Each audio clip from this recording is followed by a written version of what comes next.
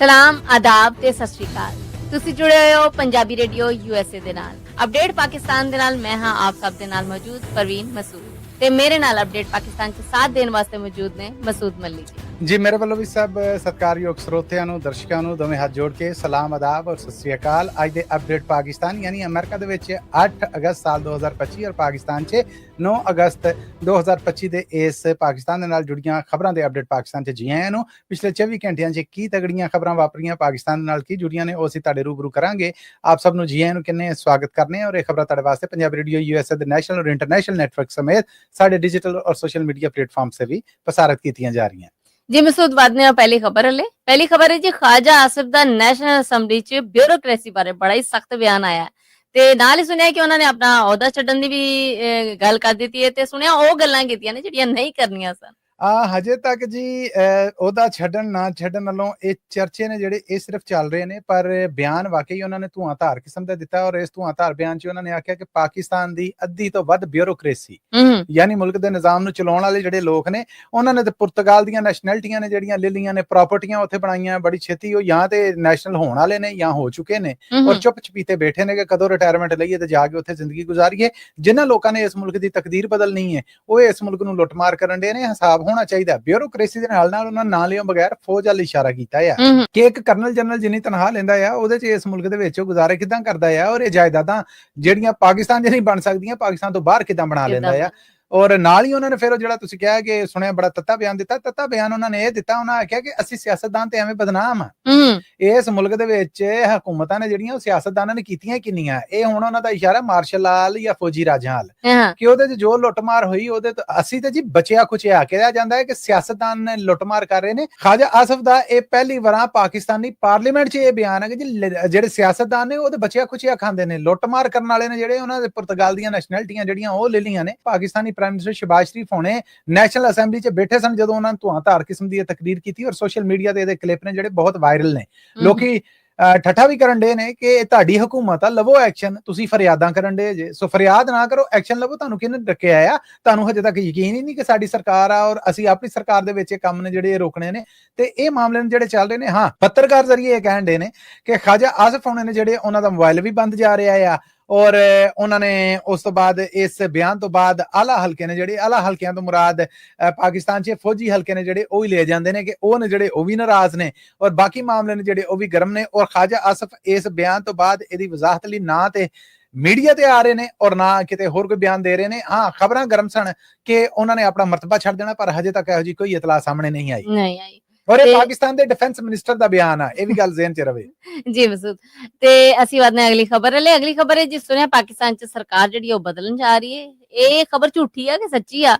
ਤੇ ਇਹਦੇ ਨਾਲ ਇਹ ਵੀ ਗੱਲ ਸੀ ਕਿ ਇਮਰਾਨ ਖਾਨ ਦੇ ਬਾਹਰ ਆਉਣ ਦੇ ਕਿੰਨੇ ਕੇ ਚਾਂਸਸ? ਸਰਕਾਰ ਬਦਲੇ ਨਾ ਬਦਲੇ ਜੀ, ਇਮਰਾਨ ਖਾਨ ਦੇ ਬਾਹਰ ਆਉਣ ਦੇ ਚਾਂਸ ਕਮ ਸੇ ਕਮ ਇਸ ਫੌਜੀ ਰਾਜ ਮਾਫੀ ਦੇ ਨਾਲ ਕਹਿਣ ਨੂੰ ਪਾਕਿਸਤਾਨ 'ਚ ਡਿਪਲੋਮੈਸੀ ਹੈ, ਪੋਲੀਟੀਕਲ ਸਿਸਟਮ ਹੈ, ਲੇਕਿਨ ਮੈਂ ਇਹਨੂੰ ਕਹਿਣਾ ਹੈ ਕਿ ਇਹ ਫੌਜੀ ਰਾਜ ਹੀ ਹੈ ਕਿ ਜੋ ਨਾ ਕਹਿਣਾ ਉਹੀ ਕਰਨਾ ਹੈ। ਉਹਦੇ 'ਚ ਤੇ ਬਾਹਰ ਆਉਣ ਦੇ ਕੋਈ ਚਾਂਸ ਨਹੀਂ। ਰਹੀ ਗੱਲ ਹਕੂਮਤ ਬਦਲਣ ਦੀ, ਤੇ ਬਹੁਤ ਸਾਰੇ ਹਲਕੇ ਐਸੇ ਨੇ ਜਿਹੜੇ ਕਹਿੰਦੇ ਨੇ ਕਿ ਫਾਰਮ 47 ਦੀ ਸਰਕਾਰ ਧੱਕੇ ਦੇ ਨਾਲ ਬਣੀ ਸਰਕਾਰ ਹੈ ਜਿਹੜੀ। ਇਹ ਦੋ ਵੱਡੀਆਂ ਪਾਰਟੀਆਂ ਨੇ, ਪਾਕਿਸਤਾਨ ਪੀਪਲਸ ਪਾਰਟੀ ਔਰ ਪਾਕਿਸਤਾਨ ਮੁਸਲਿਮ ਲੀਗ ਨੂਨ, ਜਿਹੜੇ ਸ਼ਹਿਬਾਜ਼ ਸ਼ਰੀਫ ਹੋਣਾ ਦੀ ਸਿਆਸੀ ਪਾਰਟੀ ਔਰ ਪਾਕਿਸਤਾਨ ਦੇ ਪ੍ਰੈਜ਼ੀਡੈਂਟ ਆਸਿਫ ਅਲੀ ਜ਼ਰਦਾਰੀ ਹੋਣਾ ਦੀ ਸਿਆਸੀ ਪਾਰਟੀ। ਕਹਿੰਦੇ ਨੇ ਕਿ ਜਦੋਂ ਇਹਨਾਂ ਨੂੰ ਰਾਜ ਲੱਭਾ ਸੀਗਾ ਤੇ ਇਹਨਾਂ ਦਾ ਆਪਸ 'ਚ ਸਮਝੌਤਾ ਹੋਇਆ ਸੀਗਾ ਜਾਂ ਇਹਨਾਂ ਨੂੰ ਰਾਜ ਦੇਣ ਵਾਲੇ ਨੇ ਜਿਹੜੇ ਇਨਡਾਇਰੈਕਟਲੀ ਨਾ ਫਿਰ ਇੱਕ ਖਾਸ ਮਹਿਕਮੇ ਦਾ ਆ ਜਾਂਦਾ ਤੇ ਇਹ ਤੈਅ ਸੀਗਾ ਕਿ 2.5 ਸਾਲ ਇਹ ਰਾਜ ਕਰਨਗੇ, 2.5 ਸਾਲ ਤੁਸੀਂ ਰਾਜ ਕਰੋਗੇ।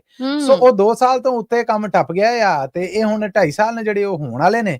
ਇਹਨਾਂ 2.5 ਸਾਲਾਂ ਦੇ ਵਿੱਚ ਹੁਣ ਦੂਸਰੀ ਵਾਰੀ ਹੈ ਜਿਹੜੀ ਉਹ ਪੀਪਲਸ ਪਾਰਟੀ ਦੀ ਆਉਣ ਵਾਲੀ ਹੈ। ਜੇ ਇਹ ਚੇਂਜ ਆ, ਇਹਨੂੰ ਕਹਿੰਦੇ ਨੇ ਕਿ ਸਰਕਾਰ ਚੇਂਜ ਹੋ ਰਹੀ, ਤੇ ਇਹ ਮੈਂ ਸਰਕਾਰ ਚੇਂਜ ਹੋਣਾ ਨਹੀਂ ਕਹਿੰਦਾ, ਮੈਂ ਕਹਿੰਦਾ ਕਿ ਇੱਕ ਦੀ ਵਾਰੀ ਮੁੱਕਣੀ ਹੈ, ਦੂਸਰੇ ਦੀ ਵਾਰੀ ਜਿਹੜੀ ਆਉਣੀ। ਸੋ ਇਹ ਗੈਰ ਐਲਾਨੀਆਂ ਹੈ, ਇਹ ਸਿਆਸੀ ਹਲਕੇ ਕਰ ਰਹੇ ਨੇ, ਇਹ ਸਿਆਸੀ ਪੰਡਤ ਇਹ ਗੱਲਾਂ ਕਰ ਰਹੇ ਨੇ ਔਰ ਨਾ ਇਹਦੀ ਨਿੰਦਿਆ ਹੁਕਮਰਾਨ ਜਮਾਤ ਮੁਸਲਿਮ ਲੀਗ ਨੂਨ ਕਰ ਰਹੀ ਹੈ ਔਰ ਨਾ ਇਹਦੀ ਨਿੰਦਿਆ ਪੀਪਲਸ ਪਾਰਟੀ ਕਰ ਰਹੀ ਹੈ। ਸੋ ਇਥੋਂ ਸਾਬਤ ਹੁੰਦਾ ਹੈ ਦੋਵਾਂ ਦੀ ਚੁੱਪ ਤੋਂ ਕਿ ਦਾਲ 'ਚ ਕੁਛ ਤੇ ਜਾਂ ਫਿਰ ਸਾਰੀ ਦਾਲ ਕਾਲੀ। ਇਹ ਹੁਣ ਵਕਤ ਹੀ ਦੱਸੇਗਾ।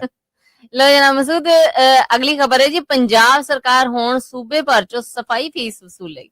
ਕੀ ਕਹੋਗੇ ਇਸ ਬਾਰੇ? ਤੁਸੀਂ ਠੀਕ ਸੁਣਿਆ, ਪਹਿਲਾਂ ਵੀ ਉਦਾਂ ਘਰੋਂ ਕੂੜਾ ਚੁੱਕਣ ਵਾਲੇ ਜਿਹੜੇ ਆਉਂਦੇ ਸੀਗੇ ਉਹ ਮੁਫਤ ਦਾ ਕੂੜਾ ਨਹੀਂ ਸੀਗੇ ਚੁੱਕਦੇ, ਤੁਸੀਂ ਵੀ ਜਾਣਦੇ ਜੇ, ਅਸੀਂ ਵੀ ਜਾਣਦੇ ਆ।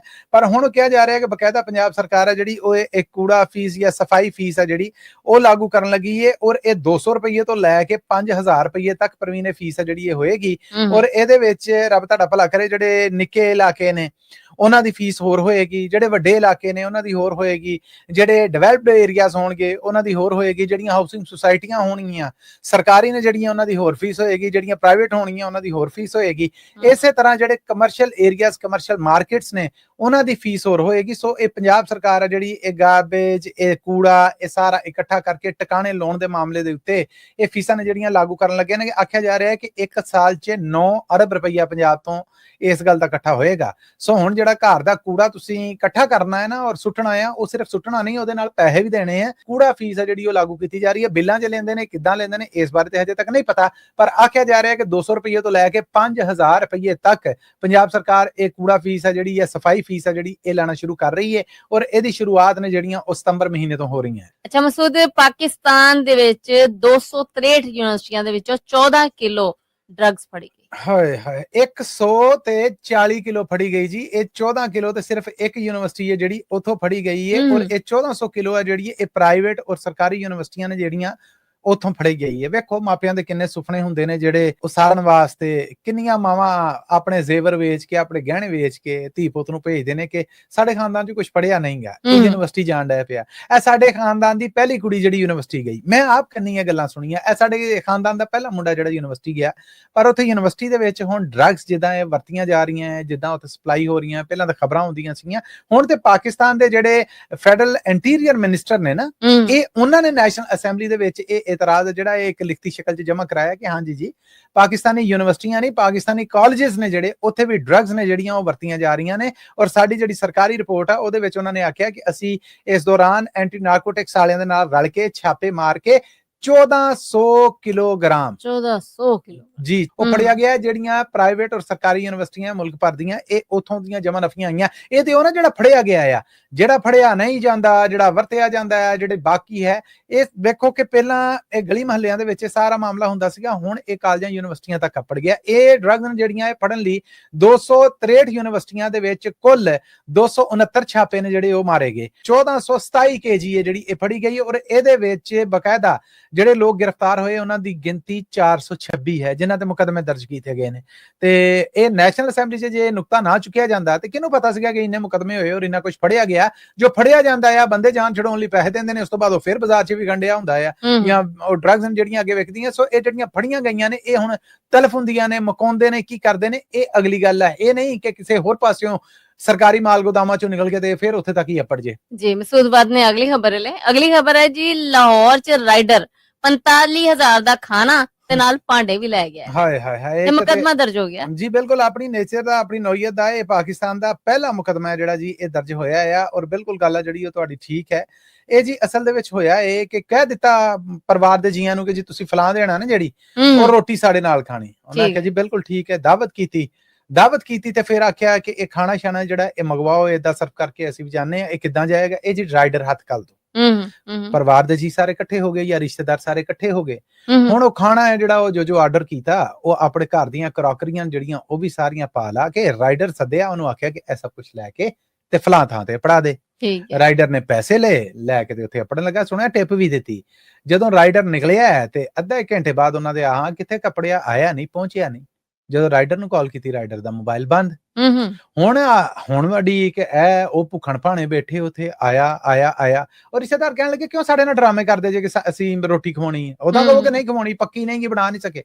ਇੱਕ ਤੇ ਉਹ ਨੁਕਸਾਨ ਹੋਇਆ, ਦੂਜਾ ਇਹ ਹੋਇਆ ਉਹਨਾਂ ਨੇ ਜੀ ਫਿਰ ਥਾਣਾ ਹਰਬੰਸਪੁਰਾ ਲਾਹੌਰ ਆ ਜਿਹੜਾ ਉਹਦੇ ਚ ਮੁਕੱਦਮਾ ਦਰਜ ਕਰਾਇਆ ਆ ਕਿ ਇਸ ਤਰ੍ਹਾਂ ਇਹ ਰਾਈਡਰ ਹੈ, ਉਹਦਾ ਨੰਬਰ ਹੈ, ਇਸ ਤਰ੍ਹਾਂ ਉਹ ਆਇਆ ਤੇ ਇਸ ਤਰ੍ਹਾਂ ਇਹ 45,000 ਰੁਪਏ ਦਾ ਇਹ ਖਾਣਾ ਹੈ ਜਿਹੜਾ ਇਹ ਲੈ ਕੇ ਭਾਂਡਿਆਂ ਸਮੇਤ ਗਾਇਬ ਹੋ ਗਿਆ। ਸਾਡੀ ਤੇ ਘਰ ਦੀ ਕਰਾਕਰੀ ਹੈ ਜਿਹੜੀ ਉਹ ਵੀ ਨਹੀਂ ਗੀ ਰਹੀ। ਸੋ ਲੋਕੀ ਹੱਸਣ ਵੀ ਡੇ ਨੇ ਇਹਦੇ ਤੇ, ਠੱਠੇ ਵੀ ਕਰਨ ਡੇ ਨੇ, ਪਰ ਜਿਨ੍ਹਾਂ ਦਾ ਨੁਕਸਾਨ ਹੋਇਆ ਆ ਉਹਨਾਂ ਨੂੰ ਪੁੱਛੋਗੇ ਉਹਨਾਂ ਤੇ ਕੀ ਵਾਪਰਨ ਡਈ ਹੈ। ਇਹ ਹੱਸਣ ਨਾਲੋਂ ਬਹੁਤਾ ਇਹ ਹੈ ਕਿ ਵੇਖੋ ਪ੍ਰਵੀਨ ਕਿ ਪਾਕਿਸਤਾਨ 'ਚ ਜੁਰਮ ਕਿੰਨਾ ਵੱਧ ਚੁੱਕਿਆ ਹੈ। ਕੋਈ ਕੰਮ ਮਹਿਫੂਜ਼ ਰਿਹਾ ਨਹੀਂ। ਕੋਈ ਐਸਾ ਮਾਮਲਾ ਨਹੀਂ ਹੈ ਕਿ ਜਿਹਨੂੰ ਤੁਸੀਂ ਇਹ ਤਸੱਲੀ ਨਾ ਕਰ ਸਕੋਗੇ ਨਹੀਂ ਹੈ ਮੈਂ ਕੀਤਾ ਆ, ਇਹਦੇ ਤੋਂ ਕੋਈ ਨੁਕਸਾਨ ਨਹੀਂ ਹੋਣਾ। ਕਹਿਣ ਦੇ ਨੇ ਕਿ ਮੁਕਦਮਾ ਤਾਂ ਦਰਜ ਹੋ ਗਿਆ ਹੈ, ਪੁਲਿਸ ਆਪਣੀ ਪੁੱਛ ਪਰਤੀ ਦਾ ਜਿਹੜੀ ਕਰਨ ਡਈ ਹੈ, ਗੱਲ ਜ਼ਰਾ ਸੋਸ਼ਲ ਮੀਡੀਆ ਔਰ ਮੀਡੀਆ ਦੇ ਸਾਹਮਣੇ ਆਈ ਹੈ ਤੇ ਫਿਰ ਅੱਗੇ ਮਾਮਲੇ ਤੁਰਨ ਡੇ ਨੇ। ਕਮੈਂਟ ਤੇ ਲੋਕਾਂ ਦੇ ਇਹ ਵੀ ਆਉਂਦੇ ਨੇ ਕਿ ਇਹ ਦੋਵੇਂ ਪਾਰਟੀਆਂ ਅਸਲ ਗੱਲ ਦੱਸਣ ਨਹੀਂ ਡਈਆਂ, ਗੱਲ ਕੁਝ ਹੋਰ ਆ। ਪਰ ਫਿਲਹਾਲ 45,000 ਦਾ ਖਾਣਾ ਔਰ ਭਾਂਡੇ ਨੇ ਜਿਹੜੇ ਇਹ ਗਵਾਚਣ ਦਾ ਮੁਕਦਮਾ ਦਰਜ ਹੋ ਚੁੱਕਿਆ ਜੀ। ਲਓ ਮਸੂਦ, ਇਹਦੇ ਨਾਲ ਹੀ ਅਪਡੇਟ ਪਾਕਿਸਤਾਨ ਦਾ ਵੇਲਾ ਜਿਹੜਾ ਮੁੱਕ ਗਿਆ। ਅਸੀਂ ਆਪਣੇ ਸਰੋਤਿਆਂ ਕੋਲ ਇਜਾਜ਼ਤ ਲੈਣੀ ਹੁੰਦੀ, ਪਰ ਉਸ ਤੋਂ ਪਹਿਲੇ ਅਸੀਂ ਆਪਣੇ ਸਰੋਤਿਆਂ ਨੂੰ ਕਹਿਣਾ ਹੁੰਦਾ ਹੈ ਕਿ ਪੰਜਾਬੀ ਰੇਡੀਓ USA ਦੇ ਪੇਜ ਨੂੰ ਲਾਈਕ, ਸਬਸਕ੍ਰਾਈਬ ਅਤੇ ਫੋਲੋ ਜ਼ਰੂਰ ਕਰ ਲੈਣਾ, ਕਿਉਂਕਿ ਇਹ ਖਬਰਾਂ ਤੁਹਾਡੇ ਵਾਸਤੇ ਪੰਜਾਬੀ ਰੇਡੀਓ USA ਦੇ YouTube ਔਰ Facebook ਚੈਨਲ ਦੇ ਉੱਤੇ ਵੀ ਅਸੀਂ ਪ੍ਰਸਾਰਿਤ ਕਰਨੇ ਆ। ਸੋ ਇਹਨਾਂ ਨੂੰ ਵੇਖ ਵੀ ਸਕਦੇ ਹੋ, ਸੁਣ ਵੀ ਸਕਦੇ ਹੋ। ਸੁਣਨ ਵਾਸਤੇ ਪੰਜਾਬੀ ਰੇਡੀਓ USA ਦਾ ਨੈਸ਼ਨਲ ਔਰ ਇੰਟਰਨੈਸ਼ਨਲ ਰੇਡੀਓ ਨੈਟਵਰਕ ਹਾਜ਼ਰ ਹੈ। ਇਹ ਖਬਰਾਂ ਤੁਹਾਡੇ ਵਾਸਤੇ ਪੰਜਾਬੀ ਰੇਡੀਓ USA ਦੇ ਇਹਨਾਂ ਚੈਨਲਸ ਤੇ ਪੇਸ਼ ਕੀਤੀਆਂ ਜਾਂਦੀਆਂ। ਸੋ ਜੁਆਇਨ ਕਰੋ, ਸਬਸਕ੍ਰਾਈਬ ਕਰੋ, ਘੰਟੀ ਦਾ ਬਟਨ ਦਬਾਓ ਜਿੱਦਾਂ ਪ੍ਰਵੀਨ ਹੋਣਾ ਨੇ ਆਖਿਆ, ਤਾਂ ਜੇ ਤੁਹਾਡੇ ਤੱਕ ਤਾਜ਼ਾ ਅਪਡੇਟਸ ਪਹੁੰਚ ਸਕਣ। ਪਾਕਿਸਤਾਨ ਦੇ ਨਾਲ ਜੁੜੀਆਂ ਇਹ ਖਬਰਾਂ ਅਪਡੇਟ ਪਾਕਿਸਤਾਨ ਹਫਤੇ 'ਚ 5 ਦਿਨ ਮੰਡੇ ਟੂ ਫਰਾਈਡੇ ਤੁਹਾਡੇ ਵਾਸਤੇ ਪੇਸ਼ ਕੀਤਾ ਜਾਂਦਾ ਹੈ। ਇਹਨਾਂ ਖਬਰਾਂ ਨੂੰ ਸਪਾਂਸਰ ਕਰਨਾ ਹੋਏ ਤਾਂ ਸਾਡਾ ਟੈਲੀਫੋਨ ਨੰਬਰ ਹੈ 408 272 5200 ਯਾਨੀ 4082725200। ਜੀ ਪ੍ਰਵੀਨ ਜੀ, ਇਹਦੇ ਨਾਲ ਹੀ ਹੁਣ ਅਸੀਂ ਆਪਣੇ ਸਰੋਤਿਆਂ ਕੋਲ ਲੈ ਰਹੇ ਹਾਂ ਇਜਾਜ਼ਤ। ਅਗਲੇ ਅਪਡੇਟ ਪਾਕਿਸਤਾਨ ਤੱਕ ਲਈ ਮੇਰਾ ਤੁਹਾਡਾ ਸਾਡਾ ਸਾਰਿਆਂ ਦਾ ਰੱਬ ਰੱਖਾ ਜੀ।